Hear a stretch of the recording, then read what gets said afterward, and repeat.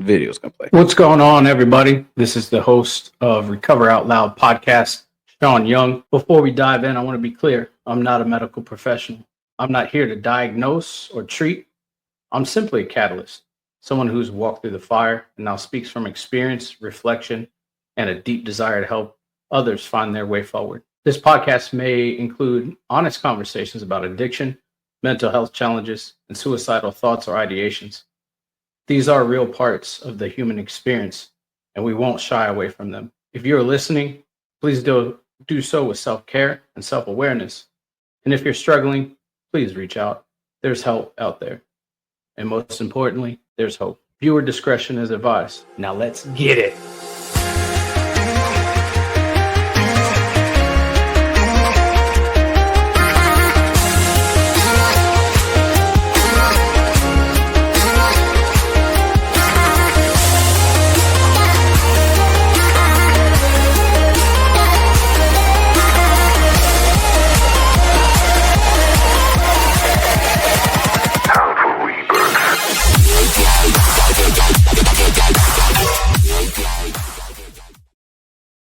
What is going on, everybody? Welcome to Recover Out Loud, episode 104. Woo! I am tired, but we are doing this, and I'm so excited to have our guest. Her name is Samantha Long. How are you doing, Samantha? Hey, I'm doing wonderful. Thank you for asking. How are you today? Well, I'm tired. I'm tired. I'm anticipating the weekend, but I'm living in the moment. So yes, love that. Be here now. Be here in the moment. Be here in the moment, because tomorrow's gonna come. Today hasn't even happened yet. Let's get it done. All right, Miss Samantha, would you like to give a formal introduction of yourself? Yeah, absolutely. So I'm Sam. You can call me Samantha. Sam, all is acceptable. So I'm a Canadian woman. I left everything and almost everyone. I say almost everyone because my husband joined me. I left everything behind in 2016, just in search of who I really am and why I'm here and what I came to do. And that journey continues to this day. I've actually traveled to over 12 countries and counting. But I have actually been here in Cambodia and Southeast Asia for about 5 years now. And basically have gone from somebody who really struggled with borderline personality disorder and addiction to somebody who, according to myself, is now in remission and living a sober life. That is amazing. That's awesome. The fact that you got to travel in search of yourself, and then you found yourself is pretty awesome. I think a lot of times we don't get to that opportunity. A lot of human adults, don't get to that opportunity where they find themselves before they pass, and it's a shame because you lose the full potential of who you are. Mm-hmm. I agree. I definitely feel like I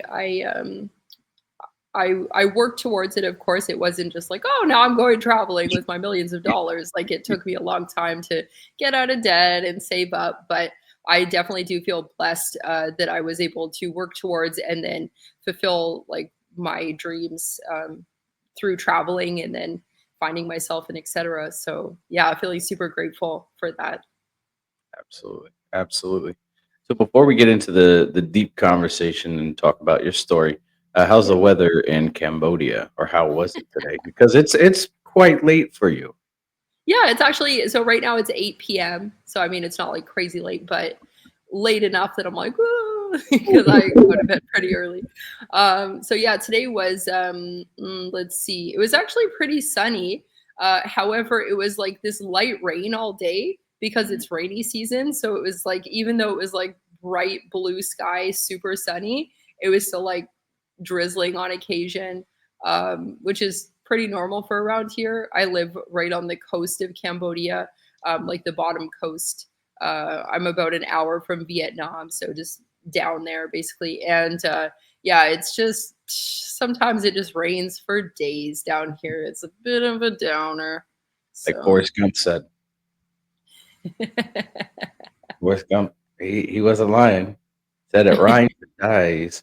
Um, but well, that's awesome. Yeah, you're about 11 hours behind me because you guys haven't caught up to this day. No, no, Uh, I'm ahead. I'm calling from the future. you okay? Never mind. Yeah, She's ahead of time. I didn't math. The math isn't mathing right for me right now. that's all But yeah, good. yeah, you are ahead. You are ahead of us right now, and that's pretty cool. That's awesome. Yeah. I've never been to that side of the world. I think the furthest I have gone is Afghanistan because I was in the Okay. U.S. Army, Mhm. and yeah, I mean that's about the furthest east I've gone of Mhm. where we are, and yeah, it's a different lifestyle when you step out of North America into another country, especially like Mm. you know what we would consider a third world country. Yeah, absolutely. It's really a completely different mindset over here. It's a different lifestyle. It's a different pace of life as well. It's quite frustrating for a lot of people if they're new to it because in the West we're told like go go go, get stuff done, don't dilly dally, like keep it moving. But here people are like be there in half an hour, and it's like 3 hours later, and you're like, are you coming? And they're like, soon. Yeah, I'll, I'll be there when I get there. Yeah, exactly. I mean, yeah, from a Western perspective, it can be quite frustrating, but once you're used to it, it's just kind of like, oh, I can do other things while I wait. It's no problem, keep myself busy. So, Yeah, absolutely. I think one of the problems that this country or this side of the hemisphere, um, one of the big problems that they face that they don't really talk about is letting one event crash the rest of their day, and mm, that's it's definitely I've seen it happen more than once where people are like, "Oh, this person is late, so the rest of my day is horrible." Why? Why? Why let it get like that? You could literally do 1,000 things when you're waiting. You know. well, that's exactly it. And I actually had somebody who I spoke to a few weeks ago now. I also have a podcast, so I had her on my podcast, and she was telling me about this thing called the victim triangle. Have you ever heard of this? No, I have not. Okay, so I'm not going to do it justice. So anybody listening, please look it up because I am not the definitive expert on this. But basically, it's like the game that we as adults and even younger people love to play with each other. In fact, some would argue that it's the only game in that there's the victim, there's the perpetrator, and there's the savior.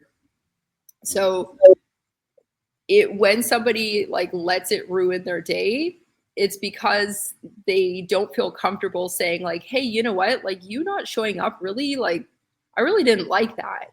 That's not Mhm. comfortable to state um our feelings, or it's not comfortable to state our needs. So Yeah. instead of doing that, they have to complain about it and let it ruin their day so that they can visually show I'm a victim here because this person didn't come for me. So everyone feels sorry for me. And honestly, like this lady, when she told me this, I was like, whoa, whoa, victim mentality. This is crazy. And then the more I sat with it, I was like, whoa, this is everywhere. And then I was like, well, luckily I don't really struggle with this anymore. And then of course it was like, yes, you do. Yes, you do. Oh yeah, I'm still on the triangle. So it's like this new game that I have is like, let's get off the triangle at all times. Yeah, yeah, definitely. While you're explaining that, it's one of the things that I've been very much rooted in telling people, recently, and even telling myself is like, it's not about you. Mm, Whatever happens, it's not about you. Like 10% of what people are dealing with and how they're reacting has something to do with you, but the rest of the 90 has nothing to do with you. exactly. Stop making it about you, and that can help remove yourself from the victim mentality. Yeah. And I Absolutely. really find that I mean, I'm no expert on Asian culture, so I'm not going to sit here and say like, oh, it's a problem here too majorly. Like, I think it's just a worldwide problem that people love to play the victim because we've been taught from a young age it's not appropriate to express your needs directly. You have to kind of come through the back door a little bit, maybe a little low key manipulation just to get it, and I think we all just got to get off the triangle. Oh, yeah, yeah. Step away from the triangle, friend. All right. All right, Miss Sam. So we're gonna go ahead and we're gonna dive into your story. Yeah. Um, you're from Canada. Yeah. Where in Canada are you from, and how was your childhood? Okay, so I'm originally from Ontario, about an hour from Detroit, that area. Um, and let's see, my childhood was kind of messy. I'm gonna just like full disclosure this. My mom did the best that she could with the tools that she had available. This is my attitude for everyone that like did me dirty at this point. I'm like, you know what? Like they're all doing their best. It's not about me. You know what I Yeah, mean? yeah. So yeah, my mom, I mean, she hasn't been formally diagnosed, but I would bet everything that she also has BPD, Mhm. borderline personality disorder. I kind of grew up seeing the behaviors that she would do, Mhm. very unstable, very unpredictable, and not a lot of explanation or apology as to why things were like all over the place. It was just kind of like, oh well, now we're doing this, and it was like, okay. So Yeah.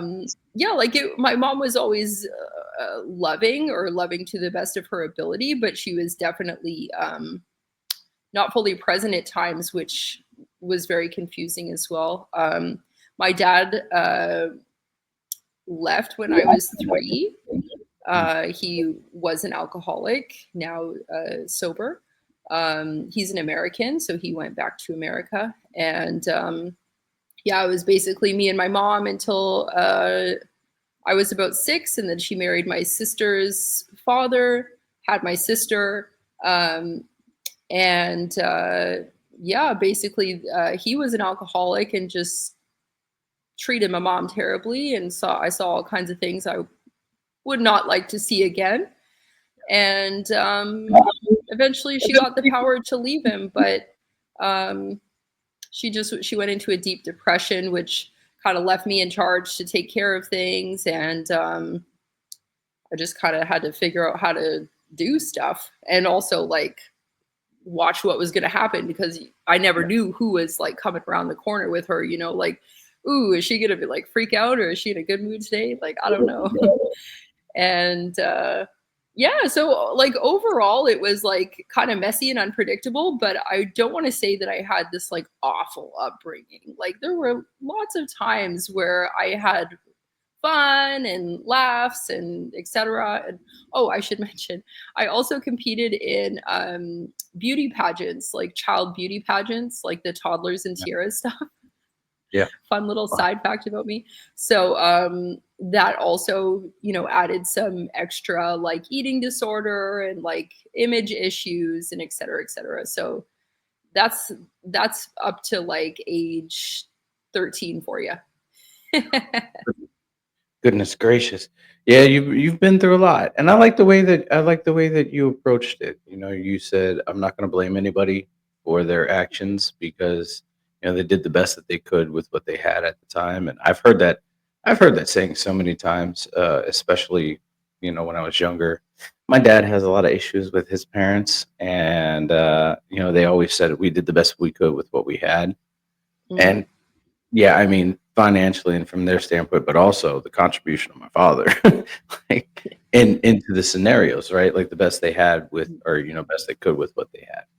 Um, Mm. and, one of the questions that kinda popped up, in my head while I was listening to that section is, do you believe that addiction is hereditary? Right? Like, if you Mm. have a father that is addicted or a mother that's addicted to a substance, do you think that they can pass that gene down to the children. I do. I do think it's hereditary, and I also think it's like the nature versus nurture. I think it's both. Yeah. So, one thing that I will say about my mom is that she was adopted at like birth, basically, Wow. and her father alcoholic, and like birth father, Yeah. and her mother, I don't think she's any kind of addict, as far as I know. Not a damaging addict, anyways. Um, but anyways, her adopted parents were not addicts in any sense, like addicted to going to church, maybe. Like, no, just kidding. Like they're just like first generation immigrants, like really did their best. Both teachers worked and weren't necessarily the most loving, but did the best they could with the Yeah. tools they had available. And so yeah, I think like even though my mom wasn't dealing with addiction directly in her household, based on some things that happened in her life, not from her parents, she also became an addict. And then of course my father was also, or I mean, we're all addicts in some sense of the word, I think. And Yeah. maybe we're just a little bit addicted to coffee or whatever it is. But yeah, I do. To answer your question, yeah, I absolutely do think it's hereditary. Absolutely. I agree. There was a time in my early recovery I didn't agree, but I agree, Mm, now. And it's simply for the fact, like, I have to look at my family tree just alone, mhm. like me at the bottom, or not at the bottom, but like, everything. I guess we would call it a V or a triangle, if you will. I hate saying that, but me, and then my parents, both Mhm. addicts and alcoholics. Their parents, addicts and alcoholics, right? So like, I just come from a lineage of alcoholism, Mm, and I was always like, no, I can control my fate. No, I can't, because it's in my blood. It's in my yes. DNA. It is. And, Um, from a spiritual perspective, they say that the trauma and whatnot of our ancestors goes back 7 generations. So, I mean, even if it's not like in our DNA, it's in our spiritual body, if yeah, those listening believe that kind of thing. So, I mean, yeah, I think I started looking up at my ancestry just a few months ago, actually. And I think it was like my great great grandfather or grandfather also alcoholic, etc. wow, So wow. So, when was the first time that you started using your drug of choice? I call it drug of choice because don't know if it's harder stuff or alcohol, but yeah, um, I would say probably like my drug of choice would be cannabis. Um, I went through some other things as well, but it was never as gripping as cannabis. For me, the first time I used it, I was 14. I didn't really get anything from it, and I was like, whatever, it's nothing. But I was like, I didn't get anything from this. What's so funny? yeah, But eventually, around my 18th birthday, I just really thought that stoner culture was super cool. And I was like, I'm just going to keep trying until I get high. And then I did. And then I just kept it going until basically like November of last year. wow, wow. Um, that's that's wild. Yeah. I can definitely understand that. I know I had explained stoner culture to my daughter, and like, I personally am, not in that category, but I have a ton of friends that do, and like my sister, she's a functioning stoner, and I mean, I feel bad for her, but I can't walk the Mm-hmm. path for her. Mm-hmm. Oh God. But you know, what about that culture was like stood out to you that was like so appealing for you? I think probably it was the like I hate to be like so cliche, but it was like they're cool. Like they're just kind of like blase, whatever, like, yeah, whatever, dude, like. And I just, for someone with BPD who had these intense emotions, that I would just go from like freaking out, angry. I was never a violent, and I'm not a violent person, but I would just go from like this like Yeah. angry to just sad and then over and just all over the place in one day. And I felt like I just couldn't control my emotions. And I just thought, wow, this is a great way for me to just calm down, like just take it Yeah. down a notch. And I'm, not judging anybody who uses pharmaceutical medicine for their journey. It's none of my business what other people do, but for me, it's a big no. I had too many times in my life that I was prescribed things that I really shouldn't have been prescribed. Nobody was really listening, So it's a big no for me.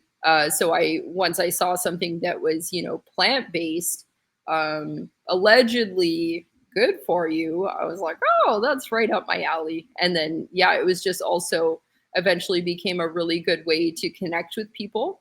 I got the idea.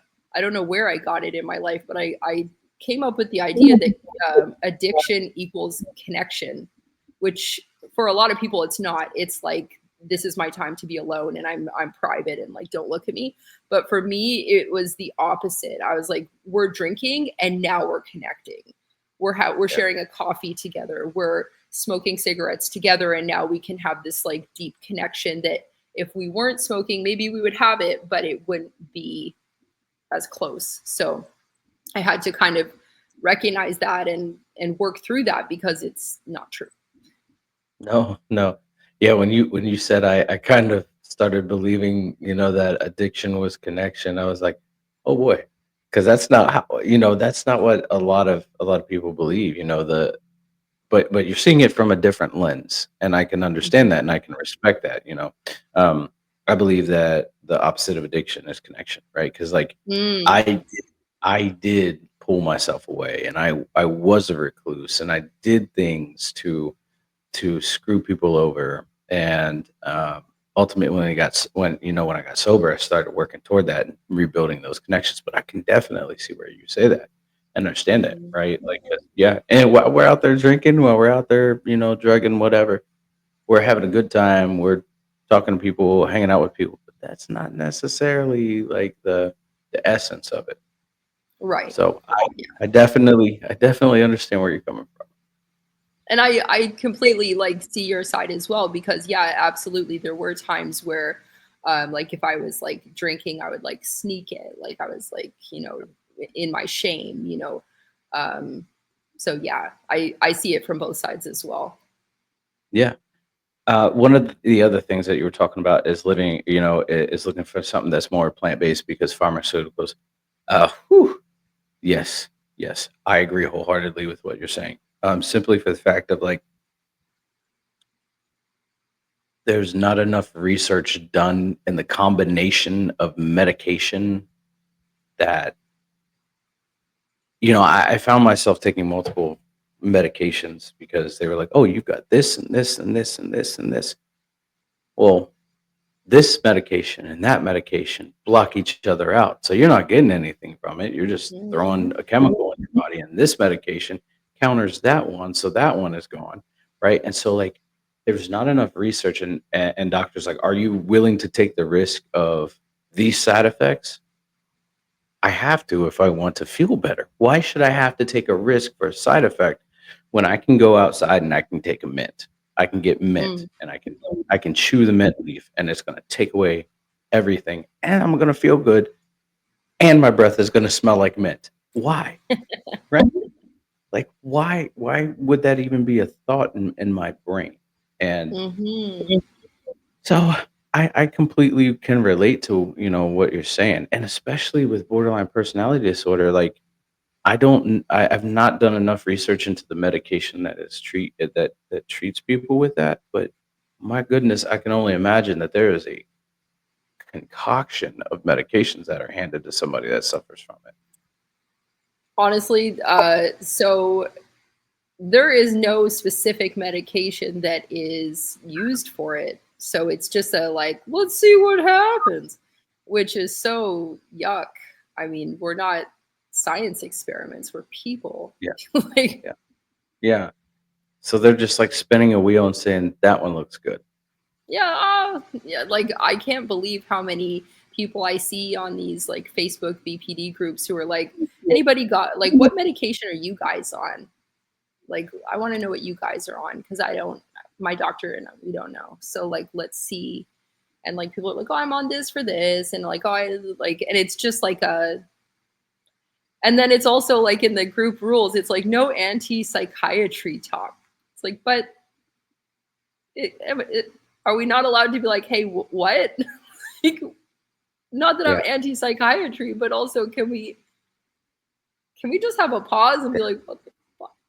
You know? Right, right. Can we talk about the medications that don't fucking work in my body Yeah. and like why they don't work and the side effects? Oh goodness. What a It's, mess. like it's such a mess. And like I had like pretty bad acne when I was like, let's say like 11, like Mhm. pretty bad. And they tried some other stuff. It wasn't just the first thing they threw at me, but I was prescribed Accutane, which is like the worst, heaviest acne medication, which has side effects such as birth defects. Now, obviously, I wasn't having children at 11, but I mean, birth defects. Um, I want to say like IBS and like all these other symptoms. Nobody was like, hey, how do you feel about this at 11? They're like, your skin's bad. Try this. Yeah. You know? Yeah. Oh Right. Yeah. goodness. Goodness gracious. I feel that a lot of society at this time is starting to wake up to more holistic things, and we're going to get down that path soon. We were Yes. kind of talking on that for a second, but when were you formally diagnosed with with BPD, and like how's it affected your life? You talked a little bit about how like the range of emotions and stuff like that, but how has it affected your life as an adult? Yeah, so the first thing I'll say is that nobody should be getting a formal diagnosis of BPD until they turn 18 years old, simply due to the fact that it's a personality disorder and young people are still building their identities. So it's not really appropriate to go and say like, you've got these problems, because they might grow out of it. It's really Yeah. not appropriate. So that being said, I was diagnosed when I was 20 years old. I actually, quick little reason why I got the diagnosis is I actually had a nervous breakdown at my new job. Not at, but maybe like when I came home from work. Yeah. This was like 16 years ago, so it's a little foggy. But I tried to admit myself to the hospital. I was like, this is not working for me. Like, I got to go to the hospital and just take a few days to like get my shit together because I'm a mess right now. And they basically were like, well, you're not suicidal, so no, you can't come in. Oh, okay. They're like, Whoa.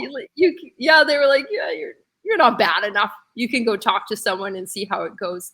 So I went to talk to, I'm assuming it was a psychologist, maybe a psychiatrist, I'm not sure. And I just honestly kind of trauma dumped my whole story. I was like, here, you want to know what happened and why I'm here? Like, here's all the problems I've had in my life, and no problem. I don't I'm like I said, I'm an open book. I'll talk about anything. I'm not really ashamed or anything. And they were like, yeah, I think you have borderline personality disorder based on everything you told me. And if you want help, you have to, I have to laugh because it's so funny.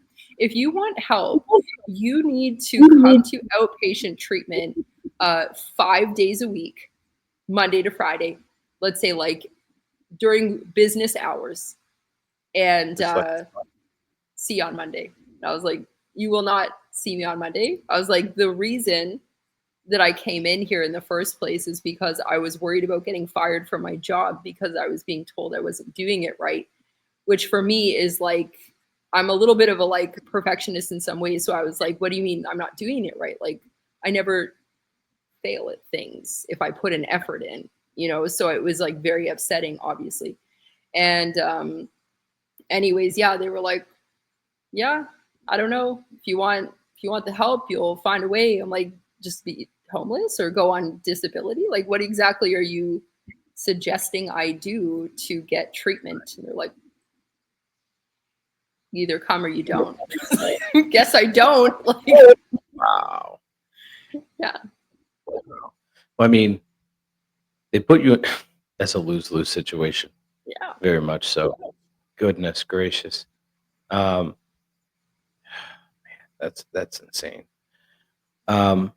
So oh, wow, wow, that really hit me at a roadblock right there. Like, wow, goodness. So, when did you start entering into recovery for your mental health and and the addiction?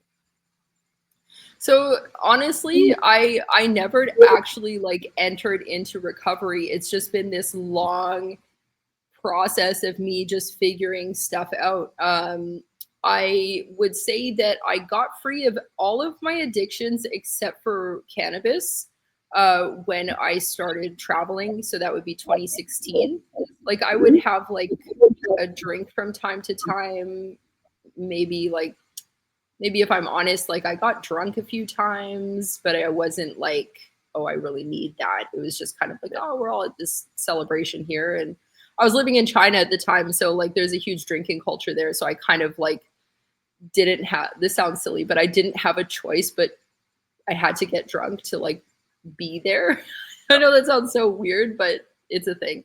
Yeah. So Sure. so yeah, anyways, I the only thing I had basically left was cannabis after 2016.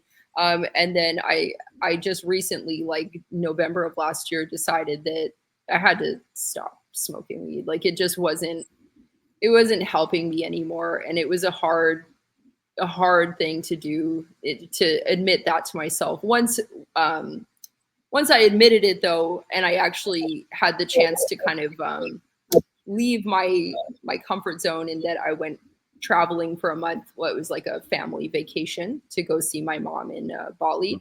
So I had the chance like to kind of break my routine, and then it was like so easy, because also in Bali, like anybody trying to smoke cannabis in Bali, don't do it. It's like highly illegal, and serious jail time can be had. So I was like, that's a wrap for me. I have a month off, and then when I came back, I was like, nah, I'm good. So Yeah. so yeah. Nice. What caused you to start traveling the world?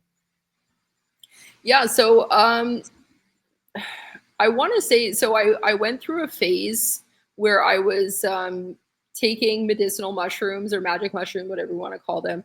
I was taking them probably once every 3 months alone, like in a spiritual / therapeutic way, that I would like sit with a journal. I would sit like with my crystals and stuff, and like journal and listen to music on headphones and get whoa, but just with that experience, I just kind of realized that like this mundane life that I was living just wasn't really cutting it, like I was like, I feel like I have more to offer to the world than working in tech support. Like I'm great at my job and, etc. But I think I got to get out of here. I might be headed for another mental breakdown. So I got myself out of debt and saved a bunch of money and planned this trip around the world, thinking like, oh, I'll figure it out as I go. And yeah, it was basically time to go. Wow. What all countries have you been to? Because that's pretty awesome. Yeah, well, thank you. Okay, so I might miss some because like, it's been 9 years. So Been a minute. I'll tell you about Yeah. the big trip. Just okay, so we went to the US. I mean, I'm Canadian, but it's not like a crazy, oh my gosh, we went to the US, because I used to live like right there. But anyways, we went to Hawaii. We went to New Zealand, Bali, Singapore, Thailand, Sri Lanka, India, and then we went over to Uganda, Tanzania, and Zanzibar, and then back to India, and then over to Hong Kong, and then China, and then back to Thailand, and then Cambodia. And then from Cambodia, I've done like Malaysia, like little side trips like Malaysia and etc. Vietnam, because I'm like an hour away. But overall, yeah, that's a definitive list. Wow. Wow, you've been a little bit all over the place. So you Yeah, I mean, definitely go ahead. I was just gonna say, when I planned my trip, I didn't know if I'd ever be able to do it again because, like you said, it's not something that a lot of people get to do. So I was like, I better go hard or go home. So Yeah. I was like, I better go to Uganda and see mountain gorillas. Like, and I did. There's only That's great. 900 left. You never know if I'll see one again. Like, yeah. So Wow, that's awesome. Yeah. India is definitely one place I want to go to. oh oh, it's such a cool place. I highly recommend anyone go. Just for the spiritualism surrounding it. That would be awesome to go to. There's a few other places I want to go to, but due to the climate of the world right now, can't really talk about that. But anyways, yeah, that's amazing. When did you start stepping into the more holistic side of life? I want to say probably in my early 20s sometime. I don't have a specific, like, on this day at this time this year. Uh, Yeah, exactly at this second. But in the year of our Lord. yeah, exactly. Yeah, basically I want to say it was probably around um I wouldn't say it's exactly around my diagnosis, but sometime after that. Um I actually at one point decided to study to be a holistic health practitioner. Mhm. So that was, let's say, like 23, 24, around there. Um, just was tired of being sick all the time and thought, hey, why don't I try this? And especially like since I was already consuming cannabis, I was like, well, this is working pretty good. So maybe I should try some other natural things.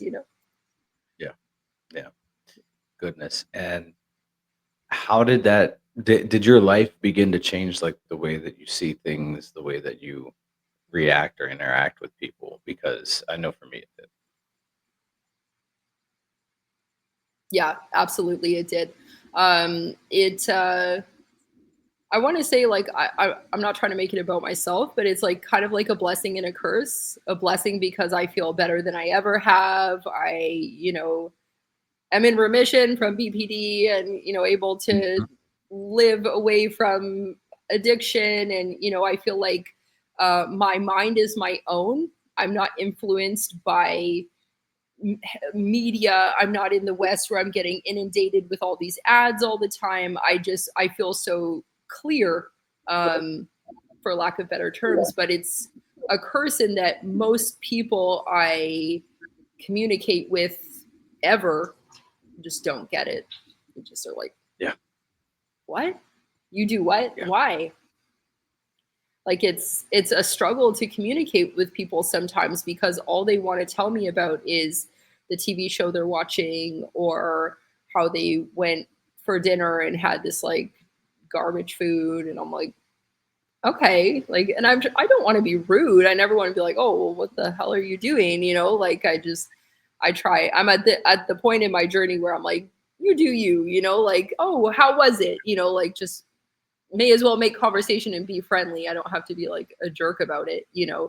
But it's at times very lonely because I'm like, who gets it? Not many, yeah, or seemingly not many. yeah. I totally understand it. I get it. Look, right behind me, I have a table behind me.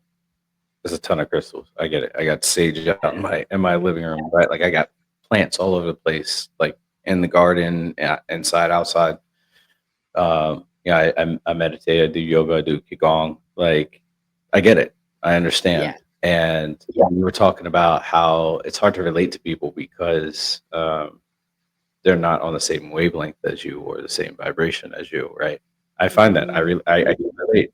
I used to live I used to live my life very much in this sheep mentality where I would follow out whatever was popular, and then I would Mhm. be disappointed and then follow the next trend, right? And like now I live my life where it's so much so as like get on the train because it's not stopping, right? Like, we're gonna find a different place and we're gonna Love do a that. different thing. Yeah, yeah, Yes. definitely. Yeah, and so, like, I have a team of healers that I work with, and we're doing our own thing, and that's a conversation for another time. But I can definitely agree and relate, and it's very lonely. You know, the people that you want in your corner aren't necessarily the people that are going to be there. Mhm. So I can definitely relate to that and understand. Well, I'm glad. Thank you for that. That's reassuring. Yeah, yeah. I mean, you're not alone. Okay, like that. Theoretically, the people that you want in your corner aren't there, but you're not alone because I definitely can relate to that. But so Cambodia, why Cambodia? Why did you stop in Cambodia and say, "This is it. This is where I'm going. I'm done. I'm staying here." This is okay. So I feel like this is, if anybody wants to believe in like coincidence or God or whatever word the label is, divine, universe, whatever. This is a story for that because basically, I was teaching English in China. I had been there since 2018. It was 2020. It was like, let's say January or February of 2020, and obviously we all know what happened in 2020. So put that in there. Yeah. And of course, China was the beginning. So I was kind of the first to, not me myself, but being in China, I experienced what everybody else experienced first, but very quickly. Like I didn't get the like warning of like, oh, it's happening over there now. Like, oh, that's crazy. Like it was just all of a sudden, this city that I lived in of 1 million people turned into like a ghost town. Like there Wow. was no cars on the street. It was like bizarro, like, whoa, like Like people were in the, say again? like The Walking Dead. Yeah, like it was just like the shopping malls were empty. And like I was just like, well, what's the problem here? Like I was trying to go to restaurants.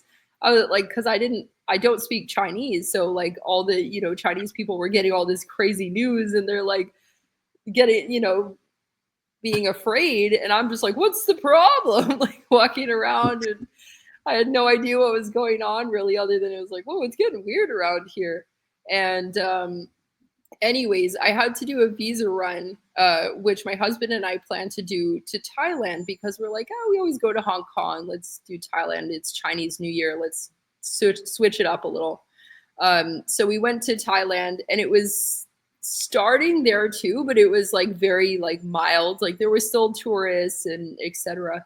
And it just kind of day by day started to get more and more weird. We're like, you know what? Like maybe we should just let this blow over and stay here and just we'll go back to China in a few months and get our stuff because we didn't take everything. We just took like trip stuff. So anyways, at this point our teaching was online already, so it wasn't really like this like huge shock. And then we did a little bit more visa digging and we're like, oh, it's really not easy to get a visa around here. We should probably go somewhere else. So we looked around and we're like, okay, we'll go to Nepal because, quick side note, we were supposed to go traveling after our contract was up, and that was supposed to be April. So we were supposed to do this like beautiful long trip to Nepal, to India. We were going to go back to Canada. We were going to go learn how to build earthships in Tao, New Mexico, like just all these like huge things. So I was like, it's happening. And yeah, it was just like every border was like Nepal, India, and we're like, okay, things are really getting weird. Like, what are we gonna do? And my husband like just randomly mentioned Cambodia, and I was like, Cambodia, like whatever. I don't want to stick around Southeast Asia. Like, kind of had like a weird like I don't want to go there attitude. And then I looked up the flights, and I was like, oh, it's $20 to get from Bangkok, which is where we were, to Siem Reap by flight, and it's a 45-minute flight. Now this price, this $20 flight, was like COVID prices because there was like terror and nobody wanted to get on an airplane, etc. So we were like, what's the visa situation like? We're like, super easy, we're in. So yeah, we flew like the next day. And we've just kind of been here ever since. We just kind of made these serendipitous connections. We met some people who were making water kefir and kombucha, and we were like, hey, we like kombucha, and we were like, we like your stuff, can we learn how to make it and start our own branch of your business down in Kampot?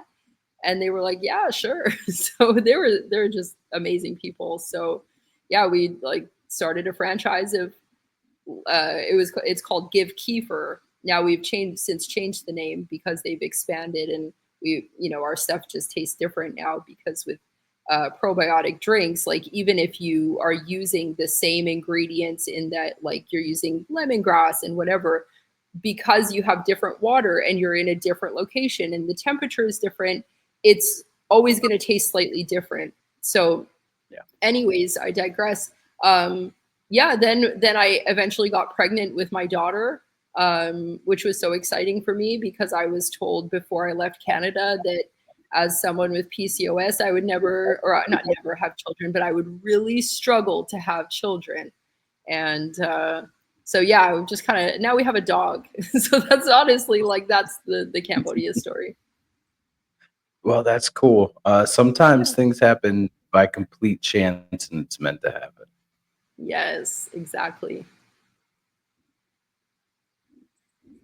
I don't believe in coincidence. I mean, I don't really believe in coincidence. I believe in like fate, like Yes. fate drew you there when the world was like in complete chaos. And that's just an amazing story. That's awesome. $20 for a flight. Who'd have thought? That's $20 for a crazy. flight. It was like, well, we kind of have to do this. Like it was just one of those things. And I have to say, like, and this isn't like I'm not bragging, but Kampot, Cambodia during COVID was like not locked down at all. Everybody was just kind of like, we couldn't really leave the country. So it was just kind of this bubble of people that had been traveling, and they were just kind of like happily stuck Yeah. there. And like all the restaurants were open, like people, like a lot of stuff is open air. So that was like the excuse why nothing got shut down. It was like, well, everybody stays outside, so it's okay. And the biggest like lockdown was I think for 2 weeks there was actually an alcohol ban because there's a lot of alcoholics around here. It's very cheap to drink around here. So that was like the biggest lockdown. So yeah, it was like watching the world from the outside was like, whoa, that's crazy. Like we're starting a business, you know? Wow. That's awesome. Yeah. That's awesome. Yeah. Well, Sam, I always ask my guests this before I shut the show down. What are 3 things you are grateful for today? Oh, love this question. Okay, so let's see. I'm grateful for you for having me on your show. This has been so fun, and I'm super grateful for that. And I'm grateful for my husband for just being with me, not because I'm so problematic, but just like, being a team with Yeah. me and working through life together. And just for fun, I'm really grateful for Duolingo. I wasn't expecting that. That's great. Just a little extra, just a little extra. I mean, fourth thing, also grateful for the divine, the universe, et cetera, et cetera. But yeah, little fun. Absolutely. Absolutely. And Sam, where can we find you at? Yeah, so you can find me on, let's see. So I have two things just to like be a little confusing for a second. I have on YouTube, you can find me Flowering into 5D.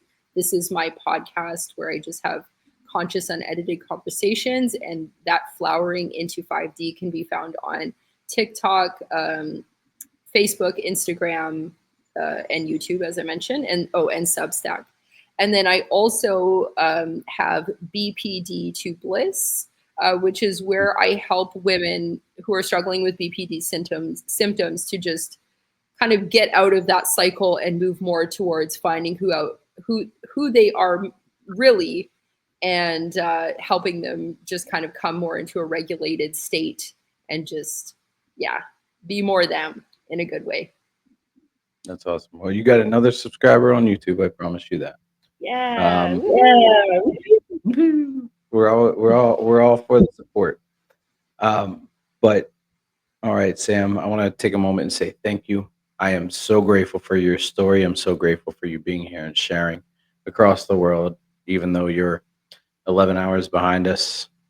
So is it 13? I might be wrong. What's that? Who knows? So it's almost 10 a.m. It's 8:53 p.m. here, so I'm ahead. I'm from the future. Yes, goodness gracious, why do I keep saying behind? It's still early. It's still early, but It's all good. I want to I want to take a moment and say thank you, and I'm grateful for you being here. I'm grateful for your story and your experience and your travel around the world and just helping people, doing what you do and just being who you are. So thank you. Thank you so much. I appreciate that. And everybody, thank you for taking your time to hang out with us and listen to this episode. And be kind to yourself, be gracious to yourself, and love yourself. You are loved, you are worthy, and you are worth it. Have a nice day, y'all.